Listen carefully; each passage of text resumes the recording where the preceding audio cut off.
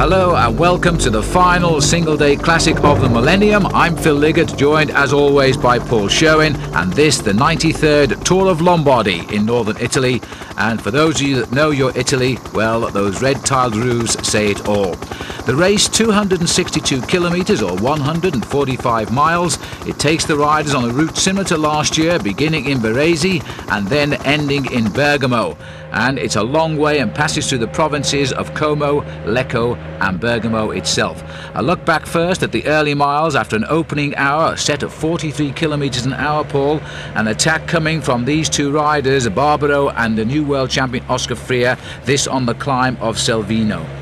Pretty brave move really by the new world champion. A lot of people had his name down as somewhat of a surprise winner, but coming to the front in a race like the Tour of Lombardy and showing off his World Championships jersey just goes to show that he is a man that we will see an awful lot of in the future. Let's not forget, Phil, he's only 23 years old.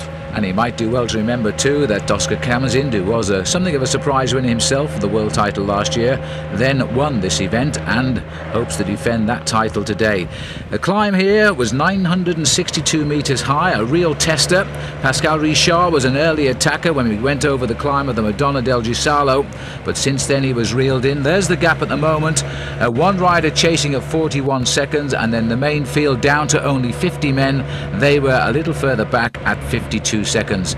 These two riders really acting as a carrot with such a long way still to go towards the finish, and Barbaro willing to work with the new world champion.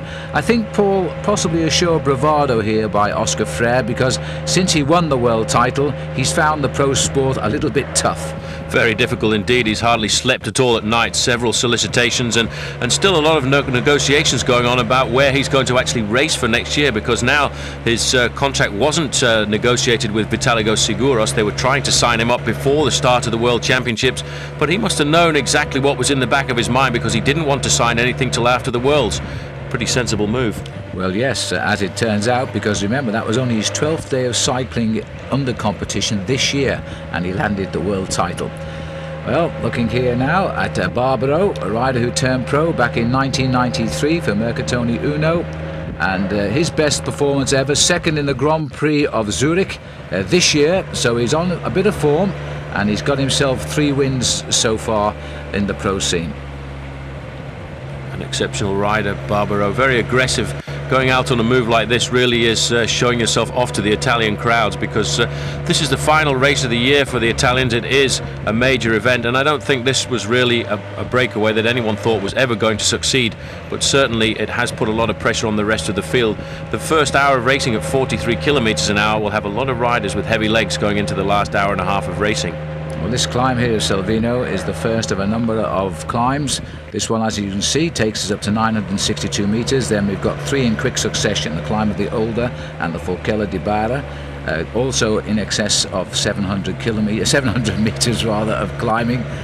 And these are tempting the other riders to come out and play, I think. In that chase group is the defending champion, or the defending leader of the World Cup, Andre Schmil. Remember, he's on a one-on-one battle today with Michael Bogert, who finished second in this race last year. Bogert needs to win, and Schmil finishing no worse than 4th if he's going to run out for the first time the winner of the World Cup. The man not starting, Paul, rather sadly, after his accident in the World Championships, Frankie van den Broeke.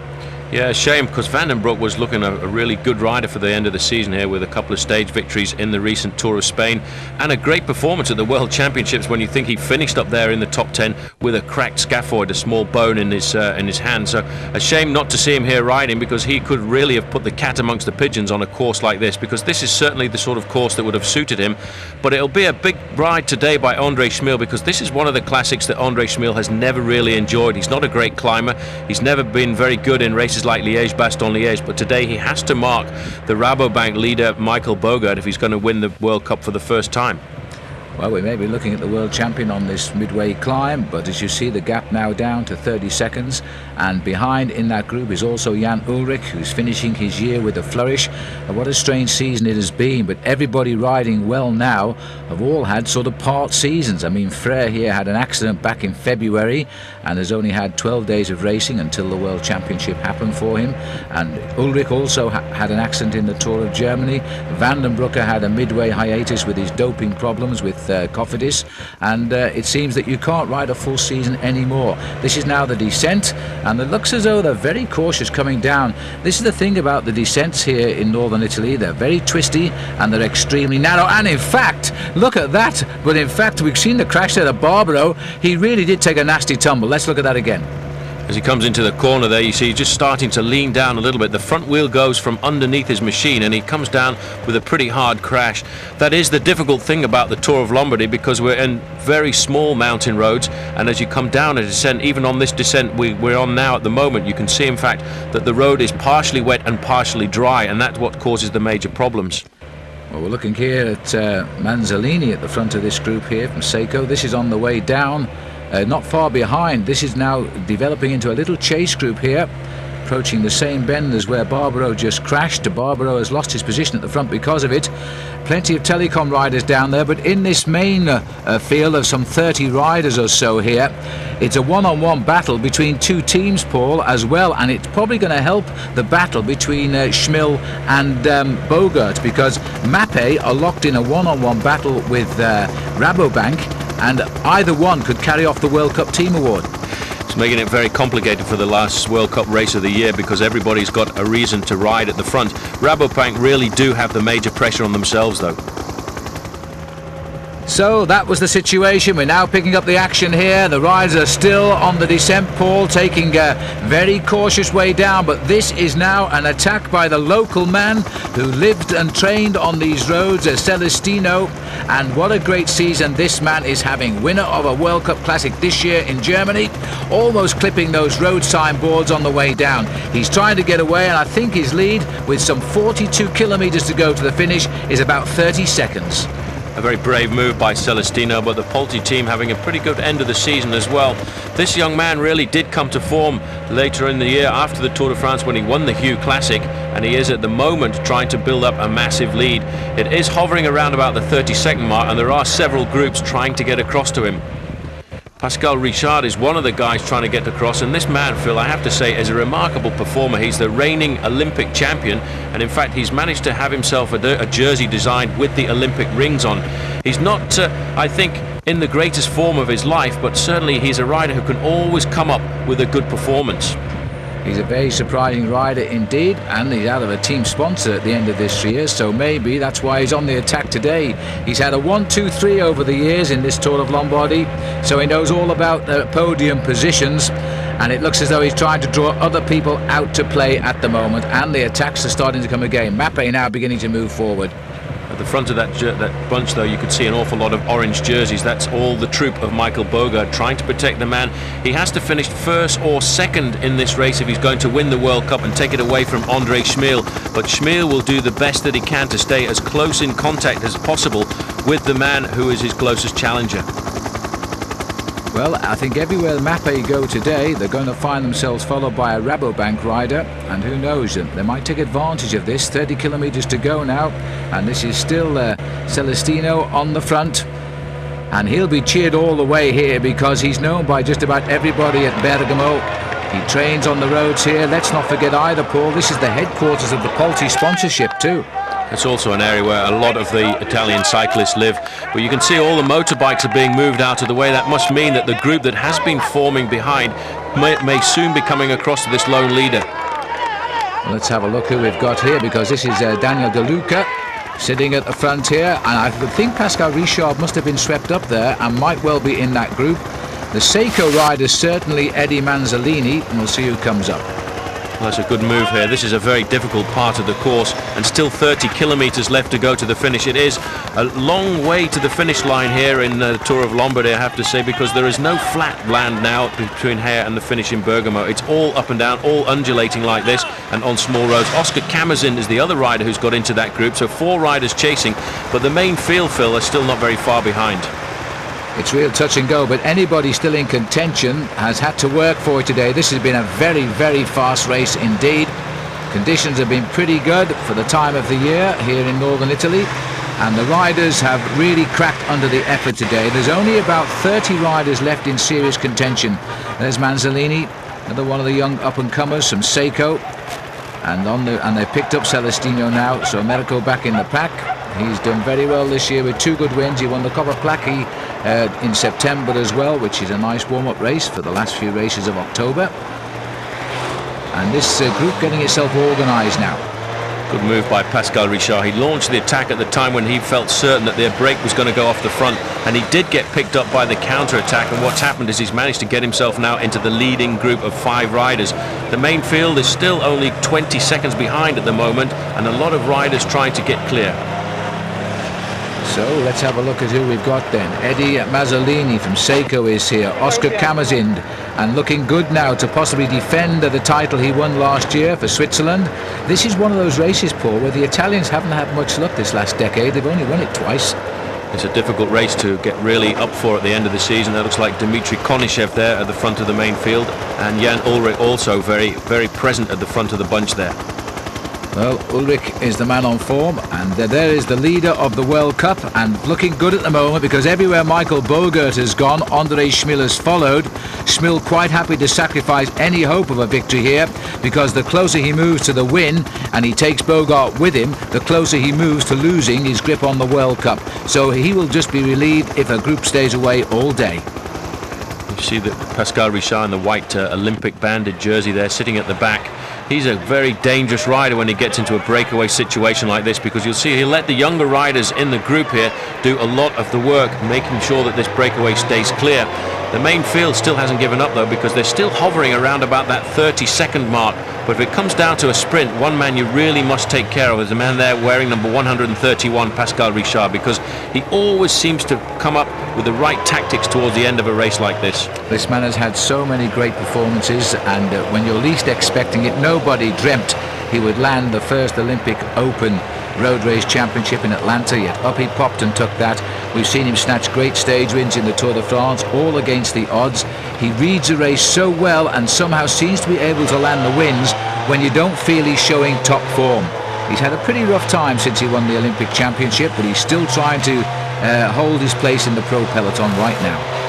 But he rode a good Tour of Lombardy last year, because in fact he finished 5th in the Tour of Lombardy last year. So he is a man who gets psyched up for specific rendezvous throughout the season, and he always manages to build himself up for one big day throughout a year. And that's what he did in 1996, when he had a fantastic season, not only winning Liège-Bastogne-Liège, but going on to take that first Olympic title you were talking about. Such a long time since I remember watching him win the World Cyclo-Cross Championship back in 1988, when he was sponsored by Weinmann, the brake company making its first steps into sports sponsorship. And they got off to a great start with Pascal at the time, because right out at the start of their new season they had a world champion on the team. He's a most interesting character. Here's what's left of the Tour of Lombardy, and just living in hope that they might see the front again. They're not that far behind actually, but these days I think 45 seconds on these roads could be seen as a long way. Great performance here by Andre Schmill, because normally by this time of the season Schmill is not really competitive anymore. He really axes his whole season on the early season classics, the Paris-Roubaix and the Tour of Flanders. So to see him riding in this group of 30 riders, chasing the leading group of 5 at the moment, just goes to show that he's really dosed out his season this year, and he's managed to keep himself on form. And really, I think if he can just keep in contact with Michael Bogart, he's going to get himself that first win in the World Cup, a title that he's been so very close to over the last couple of years. But it looks as if these 5 guys at the front are in danger now, because the last time check we got there was 22 seconds back to the next group. Yeah, it's not much at all, and they've still got a few undulations to go as well as we head through here, some 28 kilometres from the finish. And remember that Schmill, Ullrich, Bogart are driving that race behind. I would think less so Schmill, but also the battle between the Rabos and the Mappe boys is at its height now. This is the final round of the World Cup, an event which has seen Schmill take out the Milan-San Remo at the start of the year to get an early lead. He conceded the lead, he's got it back now, and the only man that can touch him with the non-starting of Frank van der Broek today is Michael Bogart, so he's going to try and shut him out, I think.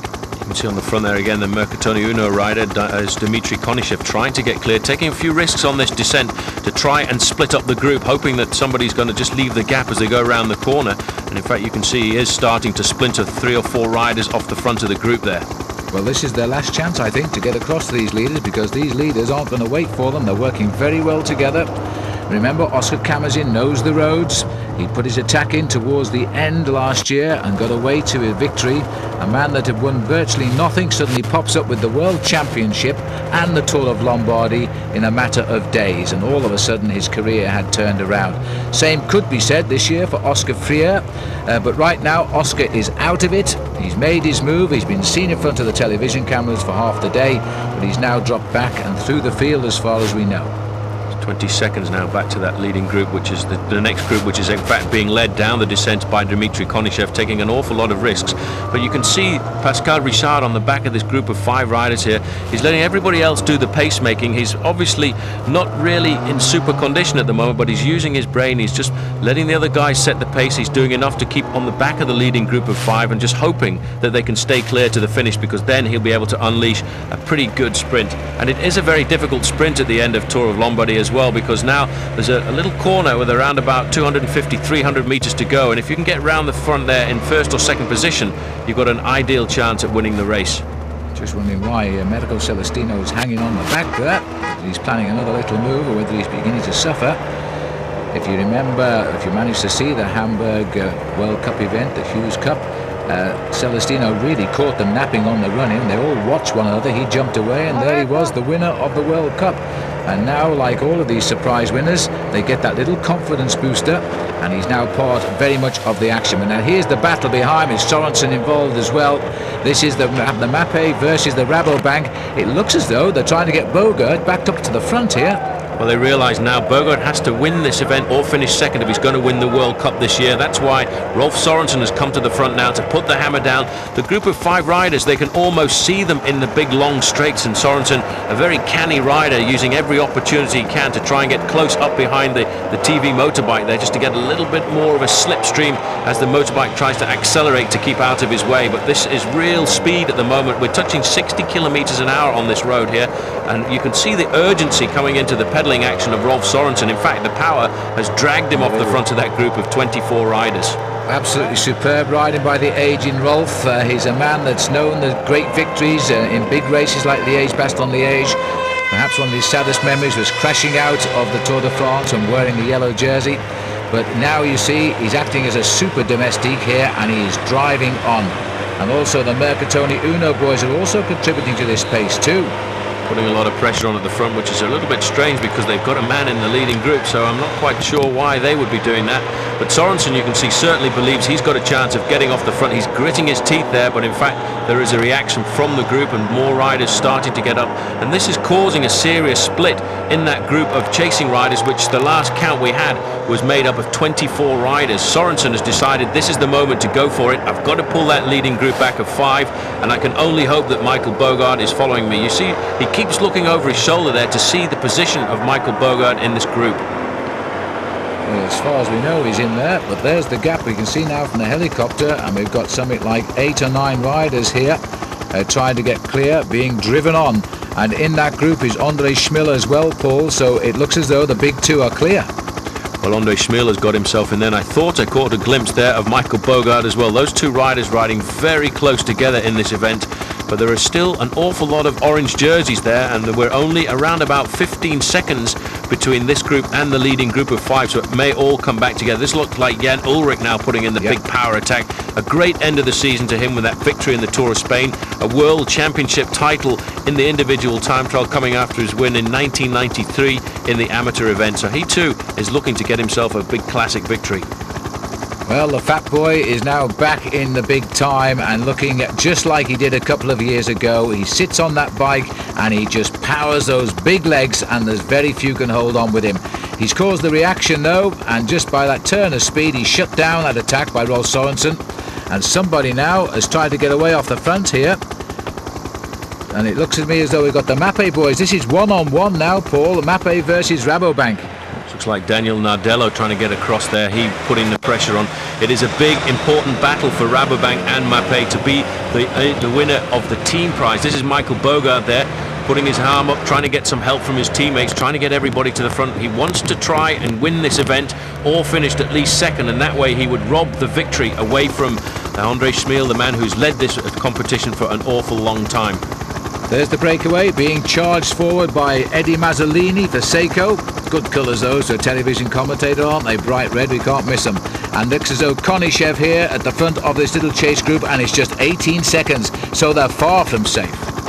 Very far from safe. There's big major pressure on the front of that group. They're trying to pull themselves back to the leading group of 5. As they come round this corner, they will certainly be able to see the neutral service car behind them, because the leading group of 5 have only got one car behind them now. All the motorbikes have been cleared out, and there's the chasing group coming around the corner. Very prominent at the front in the orange and white of the Rabobank team there is Rolf Sorensen, looking for his teammate, and they have caused a split here, and in fact a great move by Andre Schmiel, who's managed to get himself into that front split. Well, it looks to me to be about 9 riders. It's been caused in the end by Dmitry Konishev, the rider who I think is retiring this year, but he's hinting he may not do so now. Concentrating on a good ride in the World Championships. He was in at the kill, but he wasn't able to produce the finish required to take the world title. But he did have a good World Championships, and that came on the back of a very good and solid Tour de France where he won the stage as well. A unique rider, Dmitry Konishev, first Soviet man ever to lead the King of the Mountains in the Tour de France and to get a medal at World Championship professional level. So he's had a terrific career, and of course owes Italy for his wife as well. An interesting move here now, because always at the front of this group there's big accelerations coming from Rolf Sorensen, trying to pull back that leading group of 5 riders. They're now really surviving if they can, hoping they can hold on to the last few seconds that they've managed to build up. They've never had more than 45 seconds advantage over this chasing group, and you can just see them there, led here by De Luca, the winner of the Hughes Classic in Germany this year in Hamburg. Eddie Mazzolini in the red and white for Seiko. Oscar Kamenzin going through there. Mirko Celestino and Pascal Richard. Richard just his round shoulders over the front of that bike, but he's up against some good youngsters now. De Luca won the Baby Giro in his last year as an amateur. He's now a first year as a pro and beginning to look extremely good as well, settling in nicely. Some good youngsters coming through now. Mazzolini not quite as young as De Luca, he's now some 26 years of age, but even so, chance to get a good performance on the board here. He needs one this year actually, he hasn't got any wins at all. And Oscar Kamenzin too is the defending champion of the Tour of Lombardy. You can see the fact that he's wearing number 1 as last year's winner of this event, and he's a very canny rider when it comes down to the final day, the final few kilometers of a classic like this. These little lumps on the run into Bergamo are very heavy on the legs after a race at this time of the season of 262 kilometers, and it feels as if these small inclines turning into great big mountains. Very typical scene in autumn as we look around. They used to call this the race of the falling leaves, or the Tour of Autumn. Either is quite applicable at this time of the year.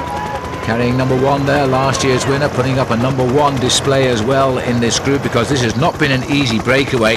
There they are, right up there now behind him. I think that's Paolo Bettini, Paul, who's trying to get across the gap, but they're all there, and they're right on them, snapping at the heels. What a great finale this is turning out to be. Very close. It's all coming down to the last few kilometers. Watch out for Jan Ullrich though, because you can see the way he's pedaling there, Phil. He's got serious power at the end of this season after a great Tour of Spain, a very good World Championships, and there's the leading group of 5. They can almost reach out and touch them now, and still, as always, in 5th position there in the white jersey, Pascal Richard is just hoping now that these guys stay clear, because then he will unleash a pretty nasty sprint. Oscar Kamenzin, what a great year he's had really as a world champion. He's been in the thick of the action ever since he first turned up in the Tour Down Under in Australia, that first race of the season, and he was tailed off on the road race stages, always finishing in small groups behind the leading pack in fact, but he found his form as the year went on. He had a very competitive big period in the stage races. Hasn't won many races, but then as world champion you very rarely do.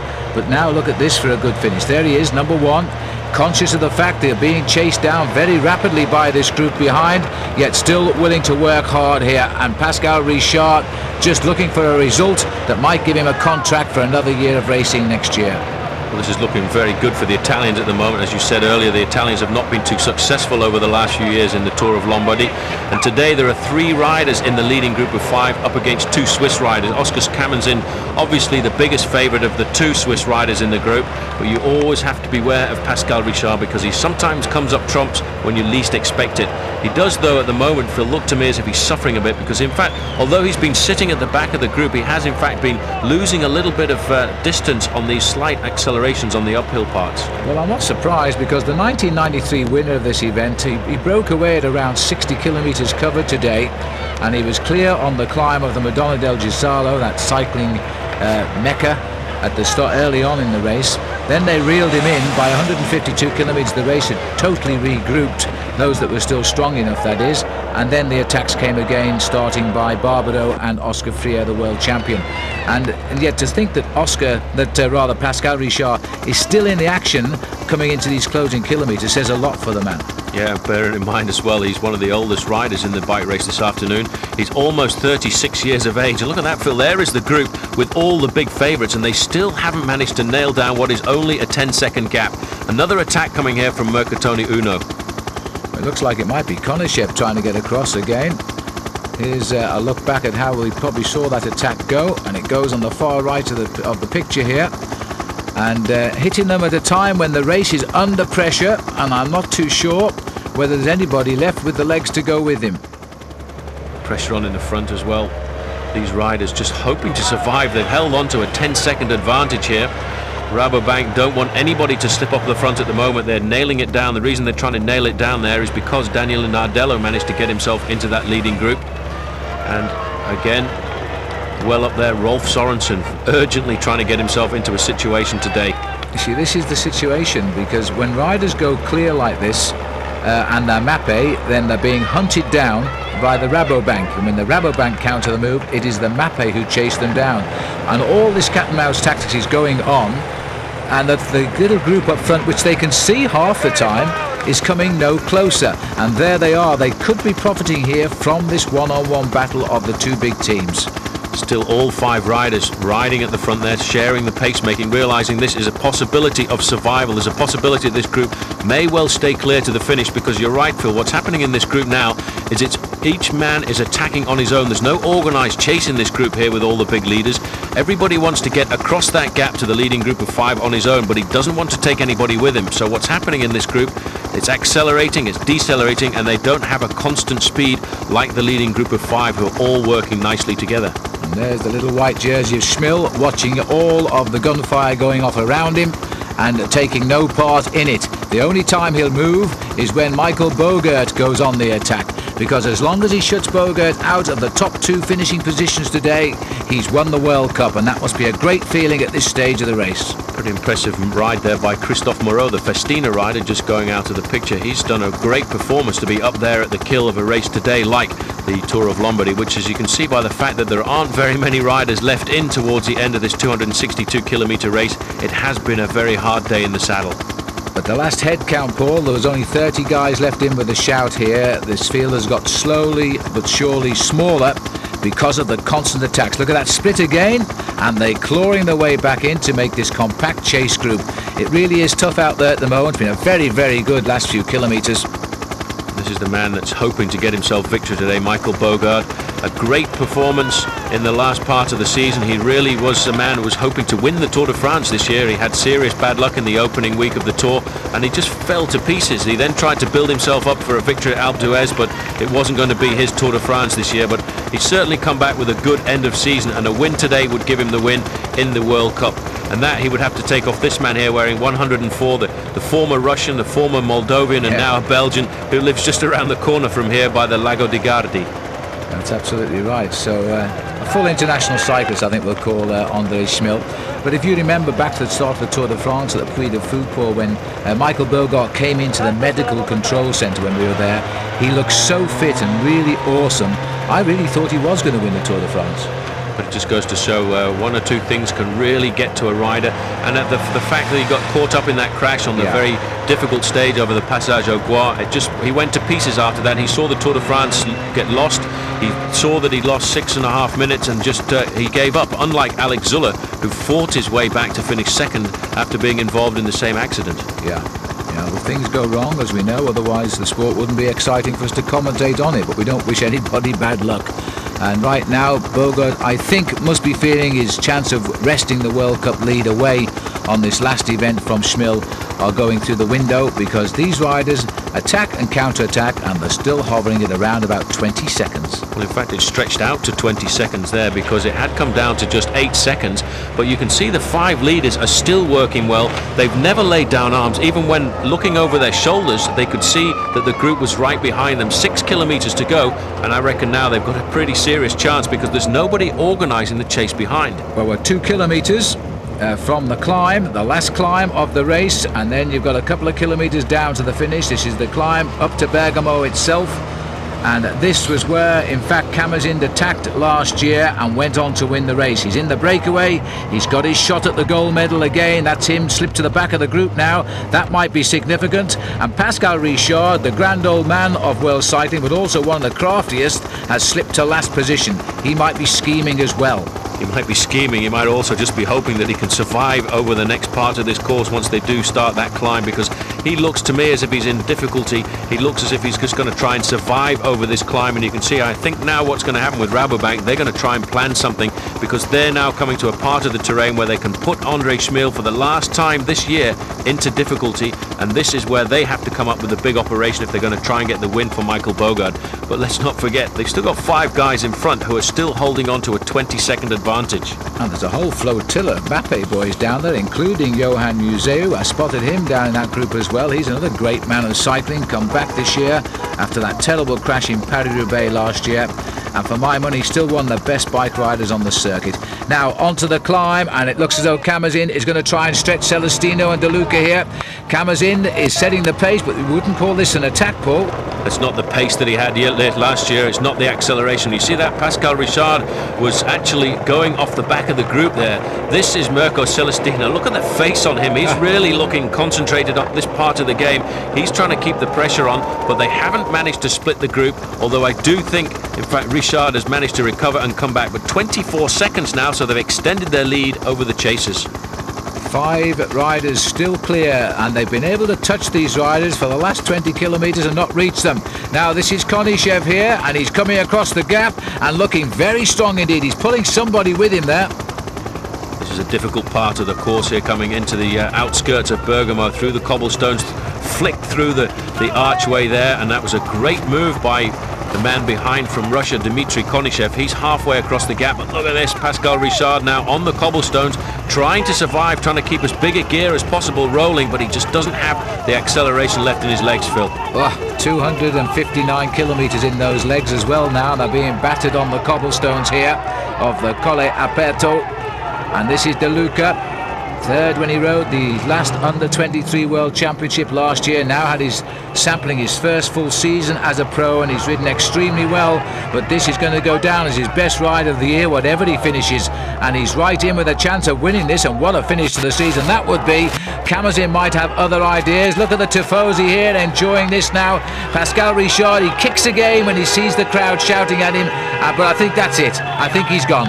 What a man, though. He knew what he had to do. He's keeping himself as much as possible in contact. He's backing off a little bit when he feels in difficulty, and there's again an attack coming from Kamazin. He knows the top of the climb is in sight. Mazzolini straight onto his wheel, and there in third position is De Luca, and now Celestino also is in difficulty on this climb. Just can't quite hold on to the wheel. Well, he knows the climb, he should do. He's trained up it many times. Remember, the Polti are also based here. He's going to feel a lot of pressure from that, but I think it's the long day has told on him here. Remember, he was the man that started the breakaway at circa 43 kilometers from the finish, and now Kamazin has gambled everything on this. What a great defense of his win from last year in any case.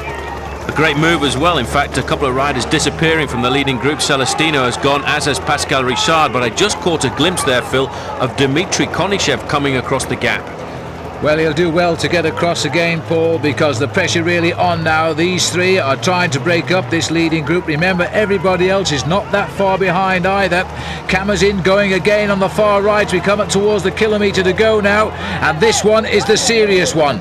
This is a good move. He's giving it everything now. He's got to put distance between himself and the other guys.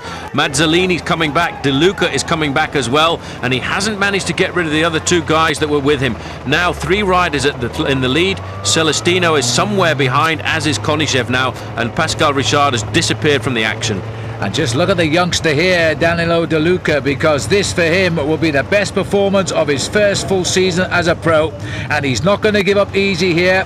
He's had to dig very deep to answer that attack by Camazin. Mazzolini did it, and now De Luca has done it, and we've got these three clear.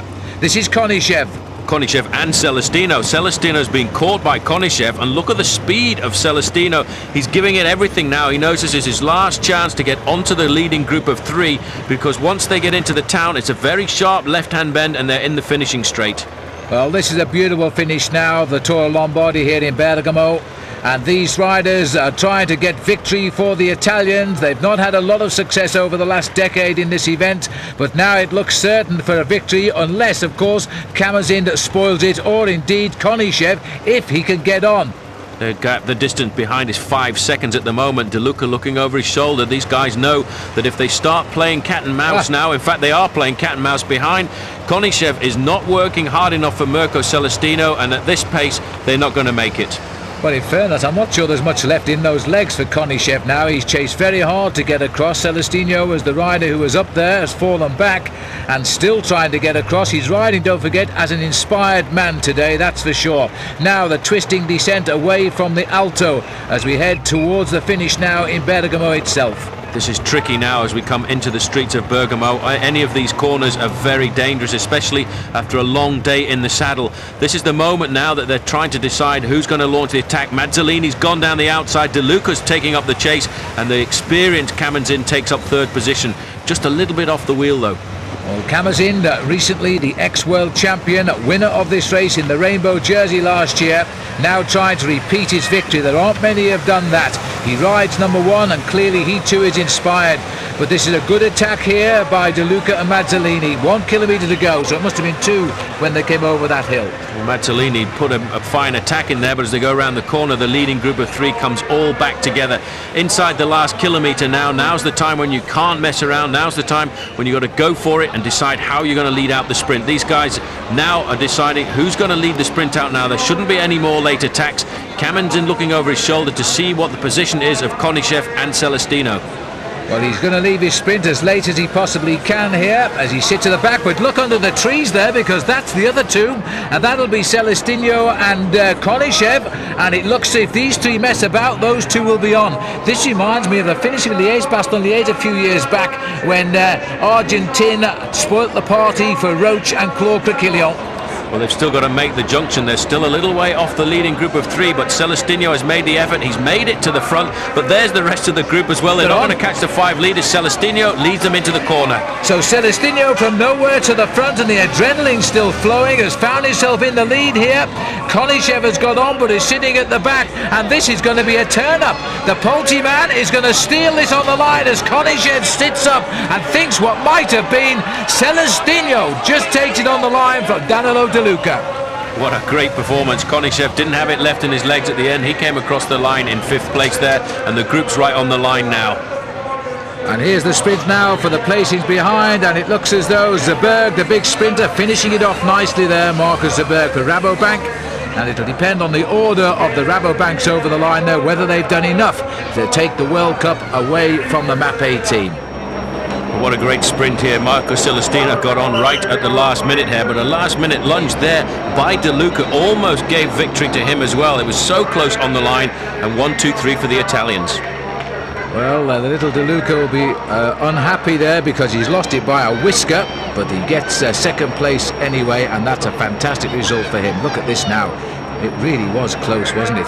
Celestino, though, nothing lucky about that win. He gets on just in sight of the finish and kept the adrenaline flowing and sprinted all of the way to the line.